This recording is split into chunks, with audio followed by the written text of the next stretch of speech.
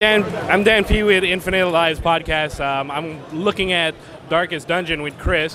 Hey, how's it going? So, what's your game company called? We're called Red Hook Studios, based on the H.P. Lovecraft story, the horror at Red Hook. Where are you guys based in? Vancouver, BC, Canada. Awesome. I'm sorry. Welcome to the States. Yeah, thank you. So, what's Darkest Dungeon? Essentially, it's a turn-based RPG about the stress of being an adventurer. So rather than celebrating the ideal of being watch over the stand. Here, actually, I'll go this way. Oh yeah, that's better. There we go. Instead of celebrating the ideal of being a hero and crushing monsters as this sort of like fantastic experience, we're trying to pay off the fact that there'd be a significant amount of stress and emotional trauma resulting from this kind of lifestyle. Okay. So every character has a health bar, but also a stress capacity. Yeah. And everything that happens in the dungeon either adds to or subtracts from their stress levels. When they hit their maximum stress threshold, they'll do what we call an affliction check. And they can get branded with like an affliction, which can be anything from abusiveness to paranoia, masochism, depression, basically a psychological break. Occasionally, they can shake off the stress, rise to the occasion, and enter this heroic overcharge. But more often than not, they sort of start to act out in accordance with whatever their trauma entails. So a masochist, for example, will jump to the front in the middle of a fight and want to get hit, or lower their debuff themselves in order to take more damage outside of your control. So I mean, the short version is as they lose control of themselves, you lose control over them as a player. So it's a turn-based dungeon crawler with a psychological aspect to it.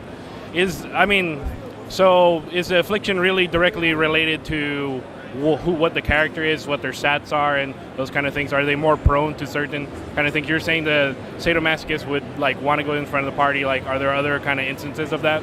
Yeah, absolutely. Each affliction has like multiple ways it can manifest itself, and over time, characters will begin to get afflicted in the same way. So as you play with a character, you'll start to realize like, oh, my crusader consistently gets depressed, and you kind of get to know them, and you can kind of take actions to mitigate that effect. So maybe bring the jester with your crusader so that he can cheer him up around the campfire. Oh, so is there kind of like a synergy between different classes or personality types? Is it personality types, or is it like the class that affects like what their affliction, what kind of affliction happens to them?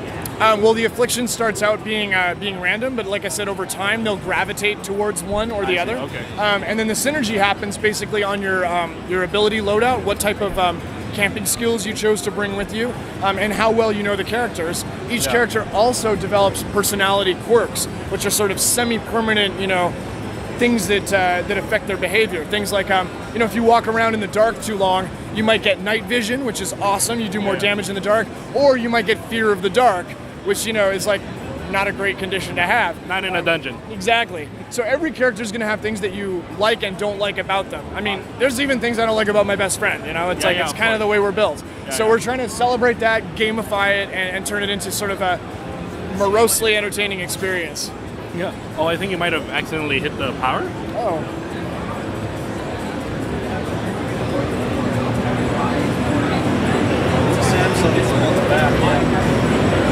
Is it touch or? There we go. I think maybe you brushed up against it or something. Here, I'll step a little. So are all the characters guys that are actually designed in the game, or are you like making these characters, or are you finding them? Are you creating the characters? Sure. I mean, it's the game essentially is like an XCOM meets Dark Souls. Awesome. So there's a base building component. There's a town that you've essentially inherited that you need to upgrade. Okay. And so adventurers are kind of attracted to this place because it's overrun with monsters. Yeah. And so you have a stagecoach where they arrive in town.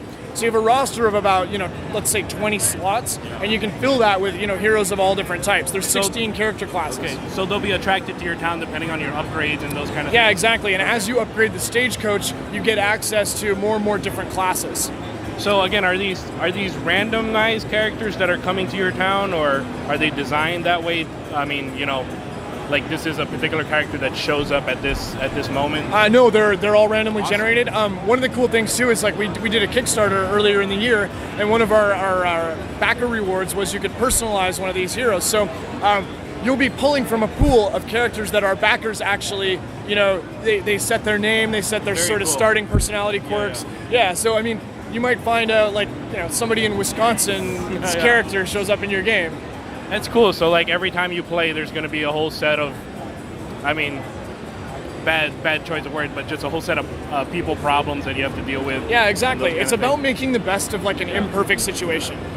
So my business partner Tyler Sigmund and I have been like in games for a number of years, and you can kind of see what overtime pressure does to people. Yeah. Some people rise to the occasion. Other people start to argue and bicker. Some people get just really low on themselves. So we just tried to I don't know, ironically turn that into translate that experience into a game.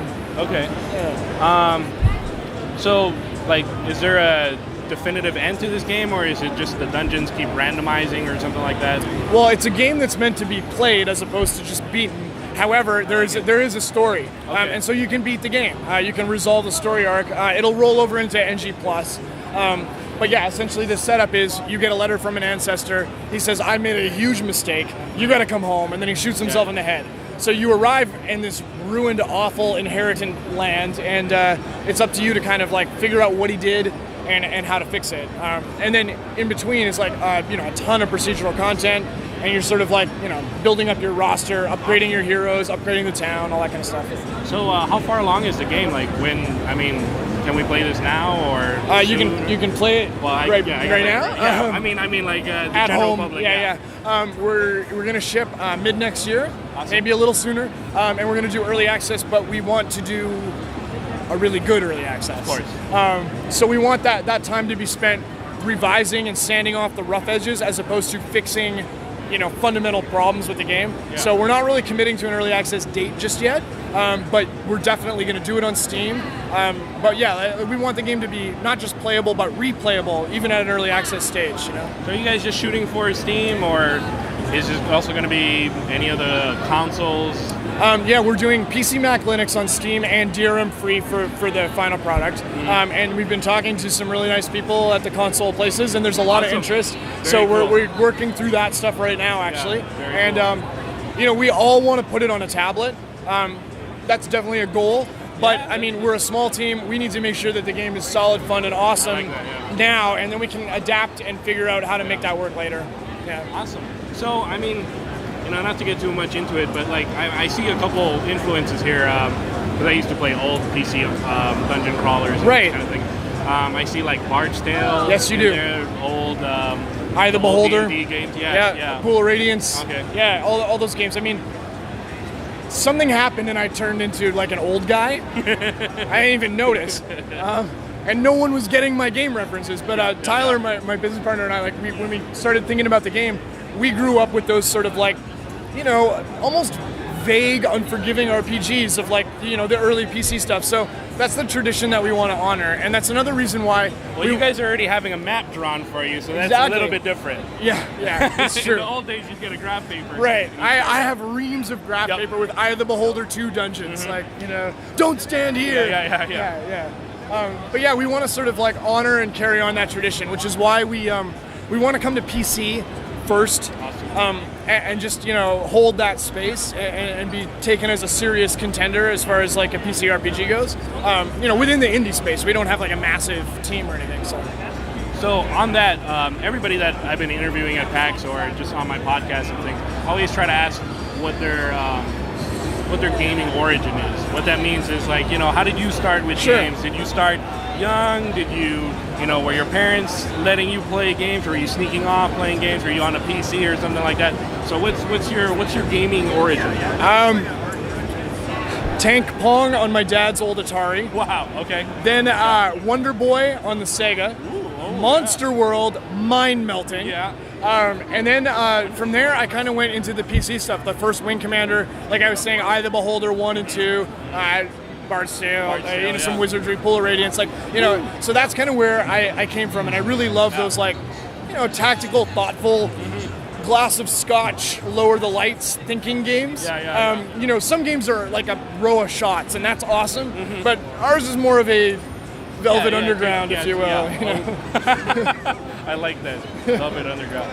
All right. Just last thing, like who did the art? That's Just- me. Yeah. It looks awesome. Oh, thanks, I man. really Cheers. like the art. I appreciate that. It's getting a good response, which is awesome, and it's a lot of fun to do. I've been a concept artist for a long time, and digital painting is like the hot thing, right? And I've done a lot of freelancing, and the rendering can just get exhausting. So it's really nice to just work in something that honors like the comics that I loved when I was a kid, and just work aggressively and fast. And we want the game to. You got very, very thick, dark lines and everything. Yeah, I like that. Yeah, we want it to feel a little See that loose and comment. almost like you're. It's almost like an imperfect retelling of something that happened 400 years ago. Like you're almost reading it in an illuminated manuscript. Yeah, you know? yeah. That was kind of the idea. We wanted to make it feel like it was from the time that it was describing almost. I do love, when somebody does an action here. I do love this like zoom in kind of, like it accomplishes a lot with just like one frame of animation. Exactly. Kind of thing. Yeah. Is for whatever reason it's reminding me of this actual like old Sega Genesis game called Shining Force, where they would be kind of posed like that. Right. Yeah. Yeah. I mean, a lot of that comes from like the comic book influence, where Yeah. you never draw the fist on the jaw. Yeah. You draw the fist having passed over the jaw and the guy recoiling. Yeah. So it saves us. I mean, there's only 5 of us. There's only one artist. It saves me a shit ton of work. But it it's also extremely effective. Right, like, and in a turn-based game, a lot of times I suffer from fatigue because I see these elaborate animations again and again and again. the new XCOM I love the new XCOM, but Love it it. suffers on that I a little agree. bit. I don't want to see a cutscene every time I do something. So this way, it's like we keep it fast and snappy, and we deliver, just the vital information. Yeah. And again, like a comic book, we let you fill in the details yourself. I can't keyframe as well as you can in your mind. So.